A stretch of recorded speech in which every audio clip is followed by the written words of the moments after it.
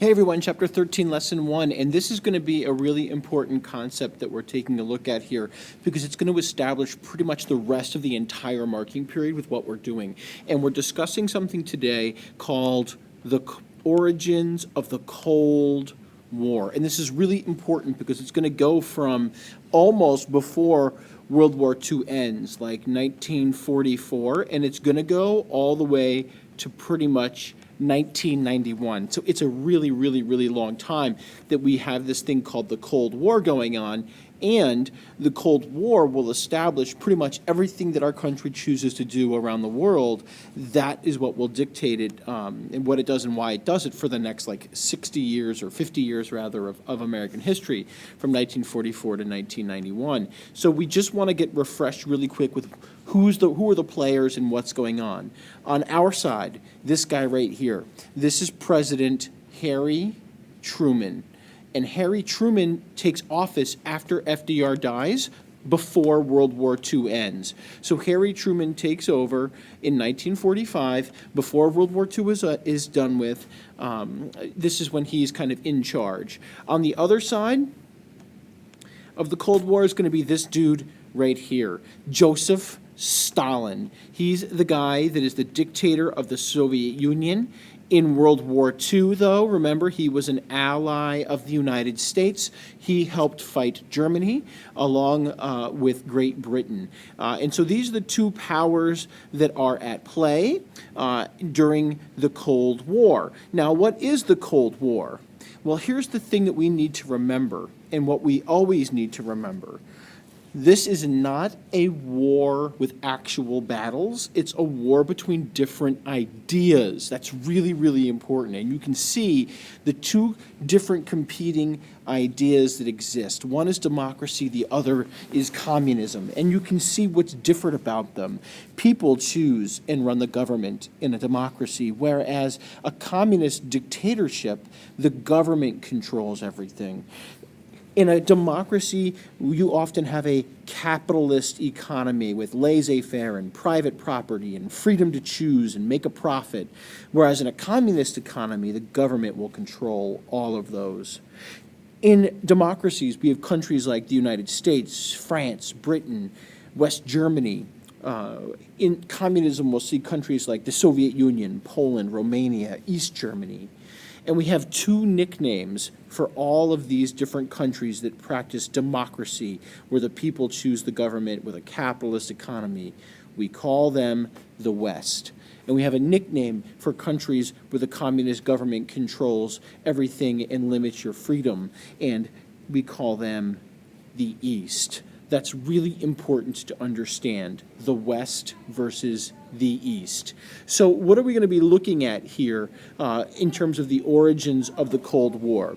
What we're looking at here is how did the Cold War shape international relations? And so pretty much every major international event is going to be a war of ideas, communism versus democracy. So how does this function and what does this look like? Well, the reason we see the Cold War develop is that the Soviets want certain things and we want different things. Like you can see on this slide, the Soviets have different desires as World War II is coming to an end. They want to keep Germany weak, keep control of countries that exist between the USSR and Germany. So all those, they want to get control, for example, of countries like Poland and East Germany and Czechoslovakia and Hungary, because here's the Soviet Union. And here's where Germany was, right? And they want to control the countries in between those places because that would keep them safe. They have a desire to encourage communism in other countries because they believe that democracies are out to destroy the USSR. And in some ways, they're going to be right. We will want to be out to destroy them. Whereas we want to promote economic growth through capitalism. We want trade and private property and laissez-faire and free enterprise and profit. We want to use that to prevent wars and Great Depressions. We had a name for that, by the way, that idea of trading with other people. Remember that? FDR called it internationalism. And we want to encourage democracy and laissez-faire in other countries because we think the communists are out to get us, and they are. So we have different desires that put us almost at like complete opposite ends of each other. So when we take a look at these desires, we can recognize that since they're so different, our relations with each other is just going to be different. Like, so for example, how does the Cold War shape relations between our two countries? The communists and democracies like us, we're going to struggle with what to do over places like Germany and Berlin and all the other reconquered nations of World War II, Poland and Romania and Bulgaria and France. So what you're going to see is us make a series of decisions trying to get along, but what will happen is the Soviet desires and the American desires will prevent us from actually working together. So here's what that will look like. What do we do with all these liberated, reconquered countries? So FDR, Stalin, and Churchill meet at a conference, and they agree to something called the Declaration of Liberated Europe. And you can see them here. Here's Churchill, here's FDR, and here's Stalin. And they're at this conference, and they agree to the Declaration of Liberated Europe. And what they say is that all these countries that are reconquered, they should get to choose the government they want.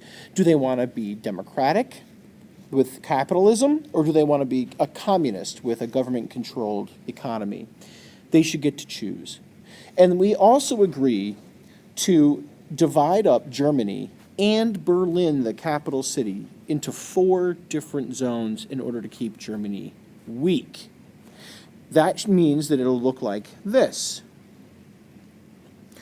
On the left is the map of Germany, right? Boop, boop, boop, boop, boop. And you can see it's divided into 4 zones. A Soviet zone in red, British zone in green, French zone in blue, and an American-controlled zone in orange. And you can see there's a little cutout here.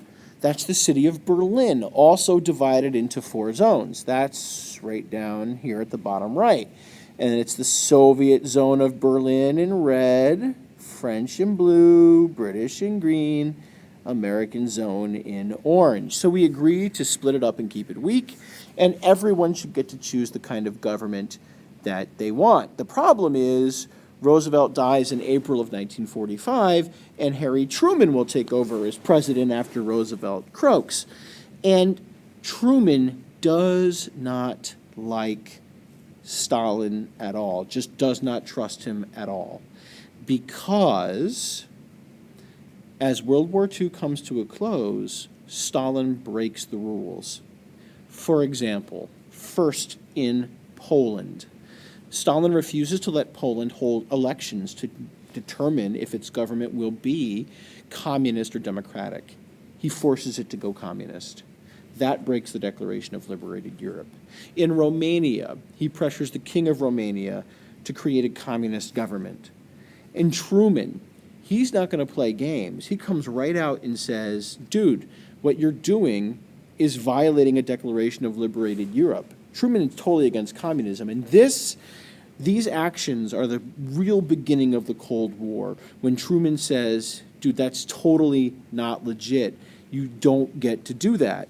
And what we see over the course of a couple of years, so for example, like Poland in 1945, Romania in 47, Bulgaria 44, Yugoslavia 46, and so on, you see Stalin pressuring these countries to become communist, countries that were reconquered, not letting them make their own choice. For his part, at a conference in 1945, Truman says Germany's economy needs to be allowed to recover if we're going to keep its people from getting angry at us again and wanting to start World War III.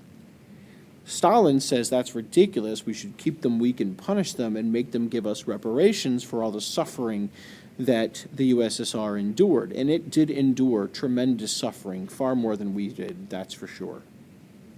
So the outcome of that is kind of a combination of both. And so we see Truman's kind of drawing the line. We say to Stalin, okay, you can have some reparations, but What you need to know, Stalin, is that we have a new and unusually destructive weapon. But we don't tell him what it is. We don't tell him it's the atomic bomb. We just say to Stalin, we have a new weapon.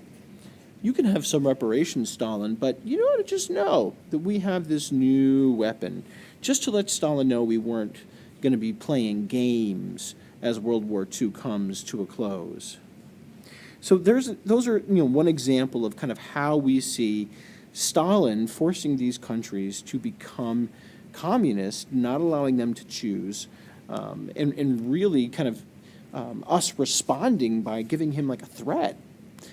What this does is it creates and it allows almost the emergence of something we're going to call the Iron Curtain, where in the West it'll be America and its allies, and in the East it'll be the Soviet and its communist allies. So what we end up seeing then is, with Truman threatening Stalin, the Soviets are going to refuse to let their army leave Eastern Europe. Remember, if we look at this map, that Germany used to control all of this territory, right? And that after Stalingrad, which was right here where I'm kind of doing my thing, the Soviets came back and reconquered all of this territory. So their army was in this region, and they refused to take their army out. They say, our army is going to stay in these countries just to protect the Soviet Union from anyone who wants to attack it. But then they go ahead and they force those countries that are on that map in red to become communist. What'll become East Germany, Poland, Czechoslovakia, Hungary, Romania, Yugoslavia, Bulgaria, etc. He makes them become communist, and they get to be called satellite nations, because it's kind of like a satellite, right? Here's the Earth. I'll put an E on it, right? What does a satellite do, right? It sits there and it spins around the Earth, right? And it's stuck in our orbit, and it doesn't get to do anything. It has to, it's there. It's kind of like that with the Soviet Union, right? And so instead of the Earth at the center, it's the Soviet Union.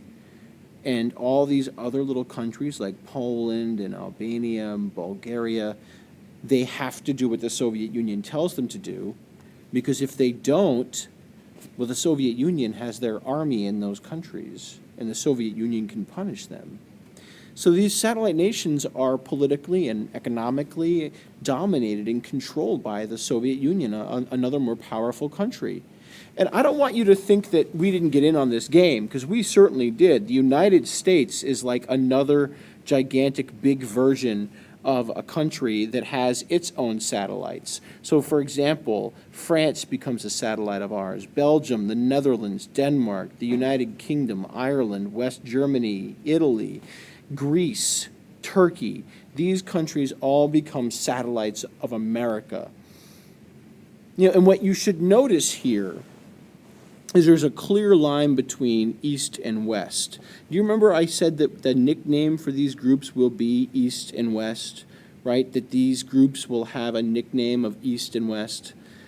That comes from Winston Churchill, the Prime Minister of Britain. In a speech he gave in Missouri, he said there was an iron curtain falling across Europe.